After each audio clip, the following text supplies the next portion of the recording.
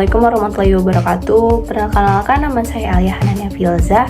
Saya dari kelas MN23A. Di sini saya akan mempresentasikan materi yang berjudul menganalisis pasar konsumen.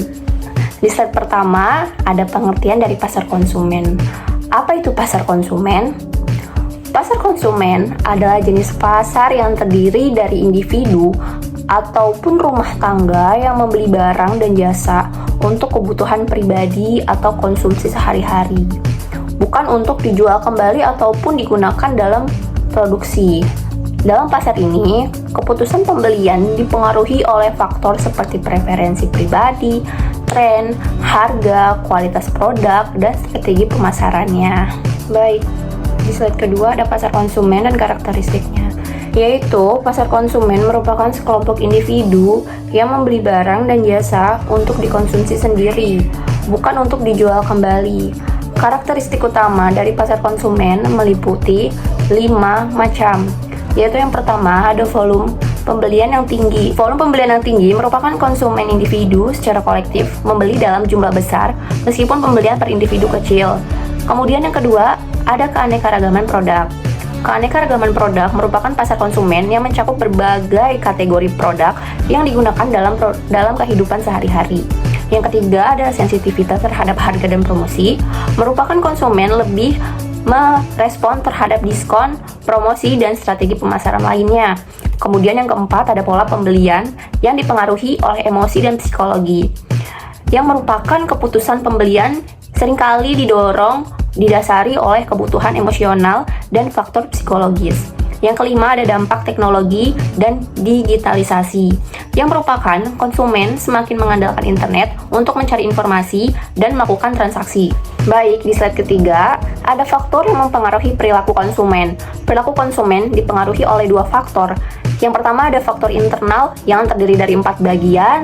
Ada motivasi. Motivasi adalah dorongan dalam diri seseorang untuk memenuhi kebutuhannya. Kemudian yang kedua ada persepsi, yaitu cara individu menafsirkan informasi yang diterima. Kemudian yang ketiga ada pembelajaran, yang merupakan perubahan perilaku berdasarkan pengalaman pribadinya. Kemudian yang keempat ada sikap dan kepercayaan, yang merupakan keyakinan dan evaluasi seseorang terhadap suatu produk ataupun jasa.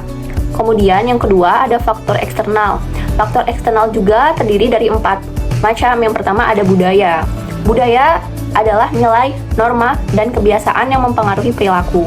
Kemudian yang kedua ada kelompok referensi, yaitu pengaruh dari keluarga, teman, ataupun tokoh masyarakat. Yang ketiga ada kelas sosial. Kelas sosial merupakan status ekonomi yang mempengaruhi pola konsumsi. Kemudian yang terakhir, yang keempat, yaitu ada situasi dan lingkungan. Situasi dan lingkungan merupakan keadaan saat pembelian terjadi seperti waktu dan tempat. Kemudian ada proses keputusan pembelian konsumen. Proses keputusan pembelian konsumen terdiri dari beberapa tahap. Yang pertama ada pengenalan masalah. Pengenalan masalah adalah kesadaran akan kebutuhan ataupun keinginan masing-masing konsumen. Kemudian yang kedua ada pencarian informasi. Pencarian informasi merupakan konsumen mencari informasi terkait produk ataupun jasa yang dibutuhkan. Kemudian yang ketiga ada evaluasi alternatif. Evaluasi alternatif merupakan membandingkan berbagai pilihan yang tersedia. Yang keempat ada keputusan pembelian, merupakan memilih dan membeli produk ataupun jasa yang dibutuhkan.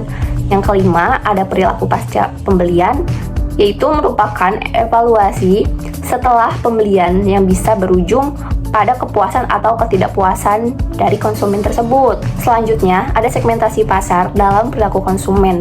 Segmentasi pasar membantu perusahaan memahami perilaku konsumen dengan mengelompokkan mereka berdasarkan 4 macam tahap. Yang pertama ada demografi, yang merupakan usia, jenis, kelamin, pendapatan, dan pendidikan dari masing-masing konsumen. Kemudian yang kedua ada geografi. Geografi ini meliputi wilayah tempat tinggal konsumen, jadi disesuaikan dengan wilayah tempat tinggal dari konsumen tersebut. Kemudian yang ketiga ada psikografi. Untuk psikografi ini kita mengikuti gaya hidup, kepribadian, dan nilai-nilai moralnya. Kemudian yang keempat ada perilaku. Perilaku itu merupakan pola pembelian, loyalitas, merek, atau manfaat yang mereka cari. Baik, selanjutnya ada strategi pemasaran berdasarkan perilaku konsumen. Strategi pemasaran berdasarkan perilaku konsumen ini memiliki 4 tahap juga. Jadi yang pertama ada personalisasi produk dan layanan. Personalisasi produk dan layanan ini merupakan menyesuaikan produk sesuai dengan kebutuhan para konsumen. Kemudian yang kedua ada pemasaran digital. Pemasaran digital merupakan penggunaan media sosial dan platform online untuk menjangkau konsumen. Kemudian yang ketiga ada loyalitas dan retensi pelanggan, yang merupakan meningkatkan kepuasan pelanggan atau konsumen agar tetap setia membeli kepada perusahaan tersebut. Kemudian yang keempat ada promosi dan iklan yang tepat sasaran, yang merupakan menyesuaikan promosi berdasarkan segmen pasar masing-masing tempat. Baik, selanjutnya ada model perilaku konsumen. Beberapa model utama dalam memahami perilaku konsumen meliputi 4 macam. Yang pertama ada model ekonomi. Model ekonomi ini merupakan konsumen yang dianggap rasional dalam mengambil keputusan berdasarkan biaya dan manfaatnya. Kemudian yang kedua ada model psikologi. Model psikologi ini menekankan pada faktor psikologis seperti memberikan motivasi, persepsi, dan pembelajaran juga. Kemudian yang ketiga ada model sosiologi, merupakan pertimbangan pengaruh sosial dan budaya dalam perilaku konsumsi. Kemudian yang keempat ada model stimulus respon, yang menunjukkan bagaimana konsumen merespon berbagai stimulus pemasaran. Kemudian berikutnya ada perilaku konsumen di era digital. Perilaku konsumen di era digital ini terdiri dari 5 macam, yaitu yang pertama ada belanja online. Belanja online merupakan peningkatan transaksi melalui platform e-commerce. Kemudian yang kedua ada konsumsi konten digital, yang mempengaruhi media sosial dan iklan digital dalam keputusan pembelian. Kemudian yang ketiga ada personalisasi pengalaman konsumen, yang menyesuaikan produk dan layanan berdasarkan preferensi individu masing-masing. Yang kemudian ada keempat, yaitu kesadaran lingkungan konsumen, lebih memilih produk yang ramah lingkungan. Kemudian yang kelima ada pembayaran digital, yaitu meningkatkan penggunaan dompet digital dan metode pembayaran non-tunai agar lebih mudah.